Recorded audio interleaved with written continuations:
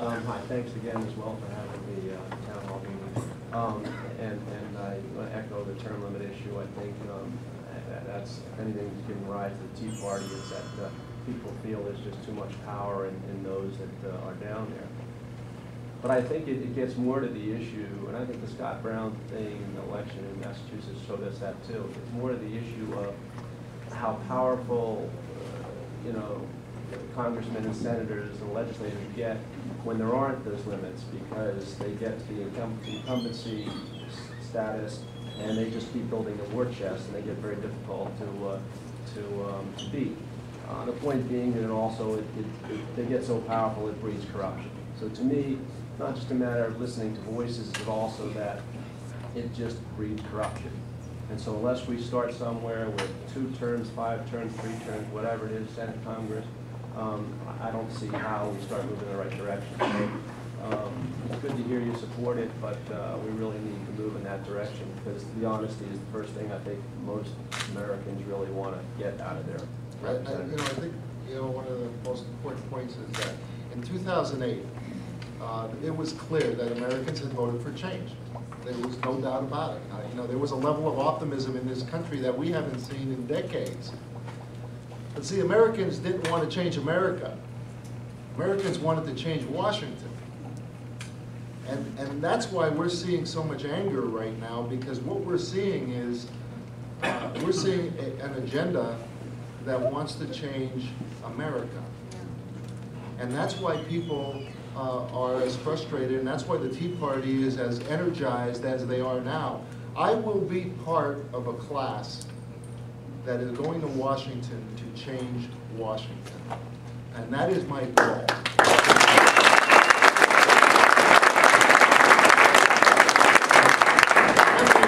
Even if I need to go, even if it's against the Republican Party, it doesn't matter. This isn't a Republican and Democrat issue anymore. This is about taking back this country and returning it to the people. I truly believe, when we talk about term limits, that our founding fathers, when they formed this government, especially in the House of Representatives, they wanted people from all walks of life. They wanted housewives and farmers and business people and just common folks to go to Washington and serve their country and go home. They wanted people with diverse backgrounds. And we've lost that. We've lost that. It is very difficult to beat an incumbent today.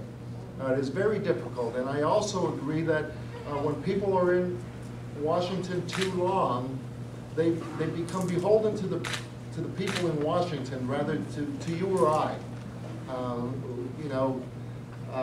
An example. Right here, we talk about the housing crisis, we talk about seniority and how important it is. Fannie and Freddie are the culprits that started the housing crisis. The government forcing these agencies to give out loans to people who could not afford it, who they knew could not afford to own homes. With all this too big to fail, with all this financial reform, how could we exclude doing anything with Fannie and Freddie? You and I continue to bail them out. Nothing has changed. And it's not a coincidence that Fannie and Freddie have given more money to Congressman Konjorski than any other congressman in Washington. Now, there's something wrong here. There's something wrong with that. Well, we shared the finance committee, right, or the subcommittee? Subcommittee. That oversaw. So, and again, I believe that happens when you're there too long. And that's why hopefully, hopefully there'll be support, for term limits, and then we won't have to worry about seniority. People can go serve and then go back to their communities and then serve their communities.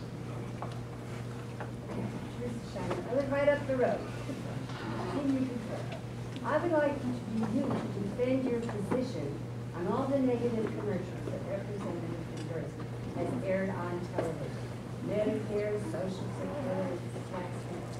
Well, the biggest attacks has been on my city and the people in my city in Hazleton.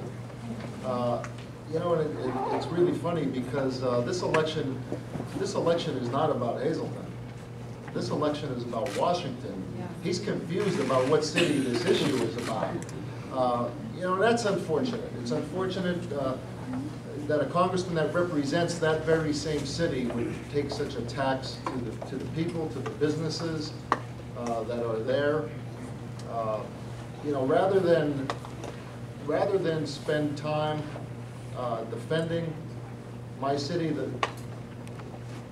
the only thing anyone has to know is that how do the people of Hazleton feel? I was elected 3 times in that city. The first time by a 2-to-1 margin, the second time by a 4-to-1 margin, and my last term I was elected with over 90% of the vote. I think that's all people have to.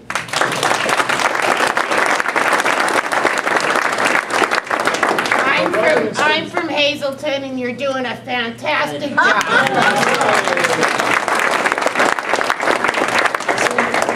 You know, and this is what they want, right? They want to spend time talking about something that isn't the issue. People are worried about jobs. They're worried about their future. They're worried about, you know, the economy. You know, to spend time criticizing Hazleton when the unemployment rate in northeastern Pennsylvania is at an 18-year high. There are more foreclosures in Luzerne County this year than there were last year. There are more bankruptcies in our district this year than there were last year. And I just saw another report that there are more people living in poverty here now than ever before. Now, how could, you know, we send somebody to Washington who wants to talk about Hazleton? Obviously, the policies that they're passing in Washington are not working. Their idea that we can spend our way out of this, it's just not working. It's digging a deeper hole, a hole that we're going to have to try to get out of. He says that you want to privatize Social Security. I have been on record since 2002. I've taken a pledge, and I've said it over and over again. I absolutely oppose privatizing Social Security. He'll say that because he wants to scare senior citizens. And that's not leadership. You know, there's only been one person in this race who's been in Washington 26 years who's raided Social Security. That's Congressman Kanjorski. He should be explaining why he allowed the Social Security fund to be raided, to pay for other items. You know, that again, that's not leadership. That's a negative ad that's meant to scare senior citizens rather than coming up with solutions. My name is Bill Davenport, and I want to make a comment before asking a question. The reason Congressman Kanjorski won't show up for any of your town hall or for any of your debates is because he doesn't want to answer any tough questions. He has his telephone town halls, which I've been called for, and screens all the questions before they ask them. Somebody screens all the questions. He only takes the softball and easy questions. As far as people doing better, his family's really doing better. His family got a lot of money. Now my question. I live in Salem Township, about 1.5 miles from the nuclear power plant. When they built that power plant, they told us there would not be any nuclear waste kept on site. Jimmy Carter passed an executive order saying you could not reprocess fuel. Harry Reid has kept Yucca Mountain closed. Right now, I live 1.5 miles from a nuclear waste plant. Your city of Hazleton is 10 miles downwind of it. Would you support pushing for nuclear waste reprocessing? Yeah, I would absolutely be willing to look at it and study and you know, obviously look at the pros and cons. They do it in France and all the rest of the country. That's right. The only reason we're not doing it here is because I guess Jimmy Carter did that right after Andy made her anti-nuclear proliferation speech. Right. Yeah, I think it's something that absolutely we should look at. Mayor, everybody knows your stance about illegal immigration, and of course I'm right behind you on it. Legal immigrants are, you know, just tapping our resources too greatly. But there is another concern regarding that. As you know, recently I've been doing a lot of work with people from the former Soviet Union. And these are good people that are for America, they're good capitalists, but they're telling me they're scared because their visas expired, and they've been trying for over a year to get them renewed. They didn't wait until they expired. They applied for renewal a year ahead of time, and still they can't get it. All of us hear about, you know, so-called visa jumpers, those that are overstaying, but this is something we need to address too, and I'd like to know your feelings about that. Well, it is. The whole immigration policy in America, I believe, is broken altogether. You know, there are people, I've had a, to give you an example of how it's broken, besides the issue you're bringing up, is I was talking to a mother, she was from Romania, lives in Hazleton. We have a large Romanian population in Hazleton as well.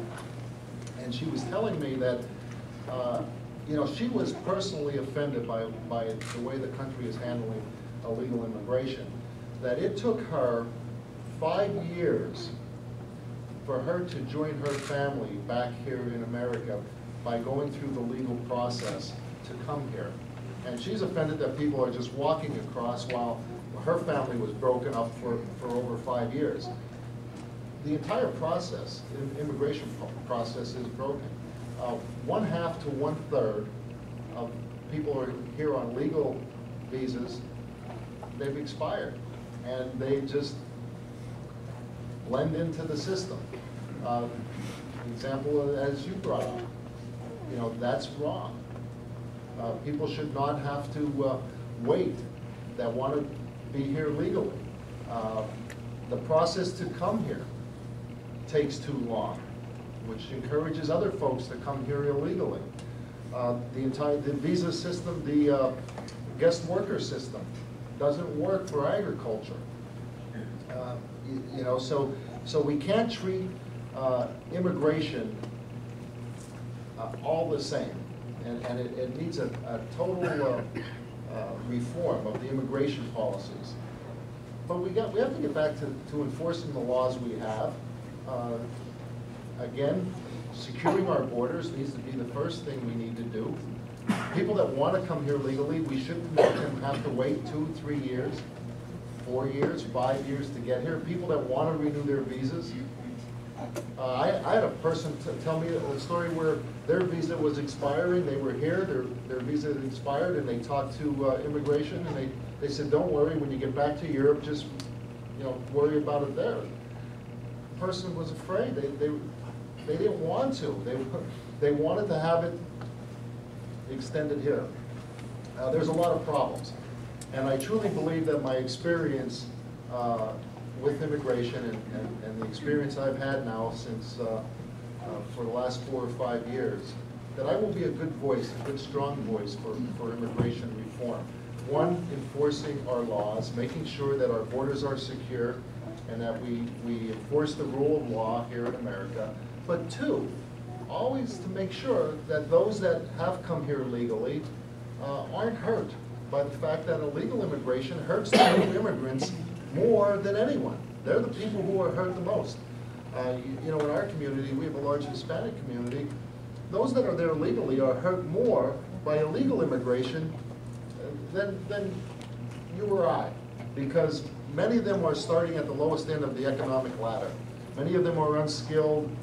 Many are uneducated as they come to America for a better opportunity. And we've allowed an underground workforce to come in and work for less money, forcing all immigrants to work for less money if they want to work, if they want a job. And that's not fair. That's not why they came to America. Their children may not be getting as good of an education as we could be giving. So we can't be afraid to talk about this issue, because you'll be called names. I've been called names. I've had my life threatened. You know, I've had to stand up and deal with it. But it's a problem in America, and it's a problem that we need leadership on. We need somebody to go and that will fight. I will end up being the strongest voice for the new immigrants than anyone, and sometimes that's strange for people to believe, but I'm not afraid, and I'm not afraid to tackle those problems. I'm not afraid to discuss them, because people may call me names, but I also believe that that's what makes a person a leader and not a follower.